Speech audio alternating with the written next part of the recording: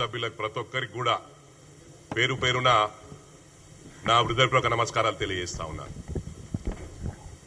ముఖ్యంగా గత ప్రభుత్వంలో కేసీఆర్ గారి హయాంలో కేటీఆర్ గారు ఒక షాడో ముఖ్యమంత్రిగా వివరించారు. ప్రజలన్నీ కూడా ఆనాడు గమనించారు. ఇవాళ ఎక్కడ పోయినా కూడా ఇష్టారాజ్యంగా మాట్లాడుతున్నాడు. మొట్టమొదలు మీది నరం లేని నాలిక. మా ప్రభుత్వం వచ్చి ఓన్లీ 18 months అయింది. ఇది ప్రజలందరూ కూడా గమనిస్తా ఉన్నారు. మీరు గత 10 సంవత్సరాల్లో ఎన్నో హామీలు ఇచ్చిండ్రు. ఇంటింటికి ఉద్యోగం అన్నారు, దళితుల్ని ముఖ్యమంత్రిని చేస్తామన్నారు, దళితులకు 3 ఎకరాల భూమి ఇస్తామన్నారు. అంటే ఇలాంటి హామీలు ఎన్నో ఇచ్చిండ్రు. స్టూడెంట్స్కి ఏం పడగొట్టింది లేదు. మొట్టమొదలుగా మీ హామీలు నెరవేర్చిండ్రా? Double bedroom double bedroom double bedroom అని 10 సంవత్సరాలు గడిపిండ్రు.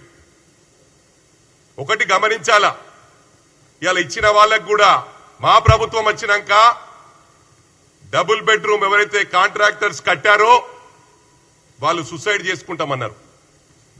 వాళ్ళని దృష్టిలో పెట్టుకొని మా గౌరవ ముఖ్యమంత్రి గారు పెద్ద మనస్సుతో 9,000 కోట్లు రిలీజ్ చేసిన ఘనత కూడా మా గౌరవ ముఖ్యమంత్రి గారు దక్కిందని చెప్పి సందర్భంగా తెలియజేస్తా ఉన్నా. మీరు ఒకటి గమనించాలా, మీ అరాచకాలు ఏ విధంగా ఉండే మరి వివరించాలంటే టైం సరిపోతుందో లేదో. నేను తప్పకుండా కేటీఆర్ చెప్తా ఉన్నా, నీ అరాచకాల మీద ఒక బుక్కు, మీ 10 సంవత్సరాల అరాచకాల మీద ఒక బుక్కు రాయనున్నా. నేను తప్పకుండా బుక్కు రాస్తాను, రిలీజ్ చేస్తాను. ఎందుకంటే ఇట్లా ప్రెస్ మీట్లు పెట్టి మేము మీ కౌంటర్లు ఇచ్చుకుంటా పోతే మా టైం అంతా బర్బాద్ అవుతుంది. అందుకు మీ బుక్కు రాసి ప్రతి ఇంటికి కడపకు ఆ బుక్కులు సరఫరా చేసే బాధ్యత కాంగ్రెస్ పార్టీ తరఫున నేను వహిస్తానని చెప్పి కూడా ఈ సందర్భంగా తెలియజేస్తా ఉన్నా. ఒకటి గమనించాలా, ఇలా ఏ ఊర్లో పోయినా అరుగుల మీద కూర్చుంటారు, చెట్ల కింద కూర్చుంటారు.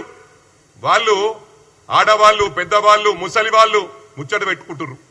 అరే కేటీఆర్ గిట్లా చేసినాడు, భార్యాభర్తలను విడదీసినాడు, ఫోన్లలో విన్నాడు అందరి మాటలు, ఎన్నో కుటుంబాలు నాశనమైనాయంట కదా, హీరోయిన్ల బతుకులు ఆగమైనాయంట కదా అని.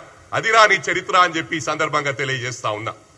మరి క్రైమ్ గురించి నీకు మాట్లాడే అర్హత ఎక్కడుందని చెప్పి ఈ సందర్భంగా తెలియజేస్తా ఉన్నా.